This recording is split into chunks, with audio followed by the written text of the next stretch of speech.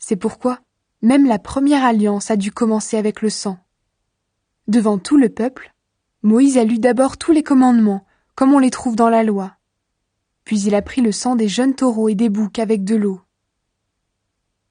Ensuite, il a lancé des gouttes de sang sur le livre de la loi et sur tout le peuple avec une branche d'hysope et avec de la laine rouge.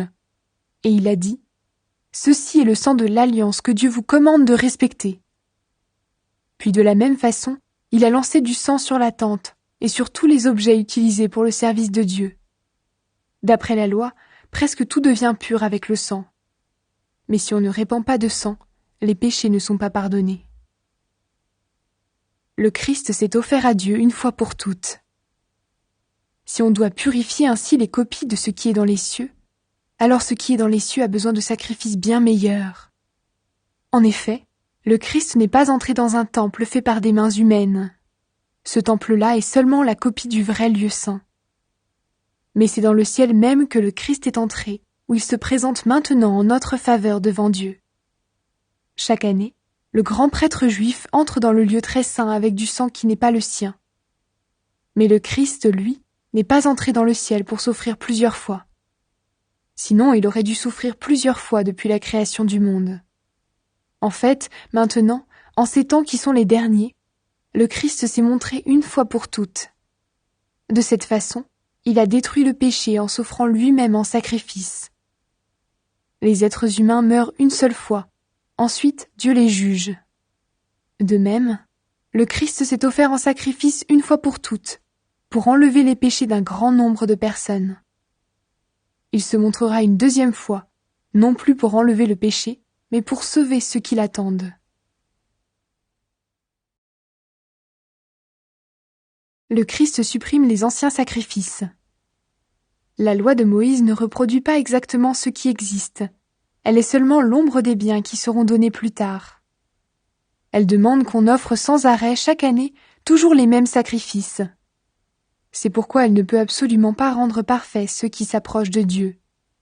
Sinon, ceux qui rendent ce culte à Dieu seraient lavés de leurs péchés une fois pour toutes.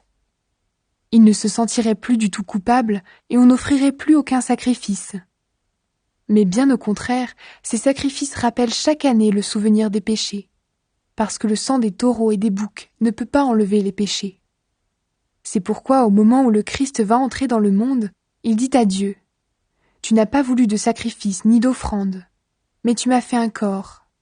Les animaux brûlés sur l'autel et les sacrifices pour les péchés ne te plaisent pas. Alors je t'ai dit : me voici, je viens faire ce que tu veux. C'est ce qui est écrit à mon sujet dans les livres saints. » Le Christ dit d'abord : « Tu n'as pas voulu de sacrifice, ni d'offrande, ni d'animaux brûlés sur l'autel, ni de sacrifice pour les péchés. Ils ne te plaisent pas. » Et pourtant, la loi demande qu'on offre tous ces sacrifices. Le Christ dit ensuite : « Me voici, je viens faire ce que tu veux. » Le Christ supprime les anciens sacrifices, il les remplace par le sien. Jésus-Christ a fait ce que Dieu voulait. Il a offert son corps une fois pour toutes, et nous sommes alors libérés du péché. Chaque prêtre se tient debout tous les jours pour faire le service de Dieu. Il offre souvent les mêmes sacrifices, mais ceux-ci ne pourront jamais enlever les péchés. Au contraire, le Christ a offert un seul sacrifice pour les péchés, puis il s'est assis pour toujours à la droite de Dieu.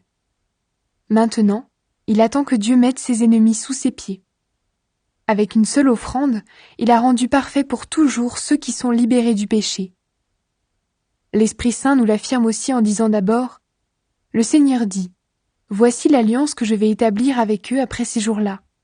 Je mettrai mes lois dans leur cœur et je les écrirai dans leur intelligence. » Puis il ajoute : « Je ne me souviendrai plus de leurs péchés ni de leurs fautes. » Et quand les péchés sont pardonnés, on n'a plus besoin d'offrandes pour les enlever. Le Christ a ouvert un chemin nouveau. Frères et sœurs chrétiens, nous sommes sûrs de pouvoir entrer librement dans le lieu très saint, parce que Jésus a répandu son sang. Il a ouvert pour nous un chemin nouveau et vivant à travers le rideau du temple, c'est-à-dire à travers son corps humain. Et nous avons un grand prêtre placé à la tête de la maison de Dieu. Notre cœur est nettoyé de tout ce qui le rend coupable. et notre corps a été lavé dans une eau pure. Alors approchons-nous de Dieu avec un cœur sincère et en croyant avec assurance. Affirmons ce que nous espérons sans nous décourager. Oui, Dieu a fait des promesses et il est fidèle. Prenons soin les uns des autres pour nous encourager à aimer et à faire le bien.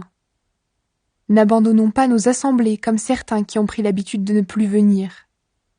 Au contraire, aidons-nous davantage les uns les autres, puisque vous le voyez, le jour du Seigneur est proche. Nous avons appris à connaître la vérité.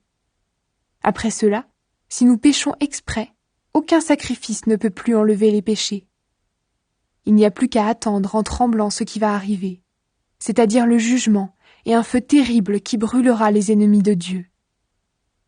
Quand quelqu'un n'obéit pas à la loi de Moïse, 2 ou 3 témoins doivent dire s'il est coupable. Dans ce cas, on le tue sans pitié. Celui qui méprise le Fils de Dieu méritera une punition encore plus dure, n'est-ce pas? En effet, celui-là ne respecte pas le sang de l'alliance qu'il a libéré du péché. Il insulte l'Esprit Saint qui nous fait connaître la bonté de Dieu. Oui, nous connaissons celui qui a dit « À moi la vengeance, je donnerai à chacun ce qu'il mérite ». Il a dit aussi « Le Seigneur jugera son peuple ». C'est terrible de tomber entre les mains du Dieu vivant. Rappelez-vous ce qui s'est passé autrefois, quand vous avez reçu la lumière de Dieu. Tout de suite après, vous avez beaucoup souffert et vous avez résisté en combattant durement. Ou bien on vous a insulté, et on vous a fait souffrir devant tout le monde.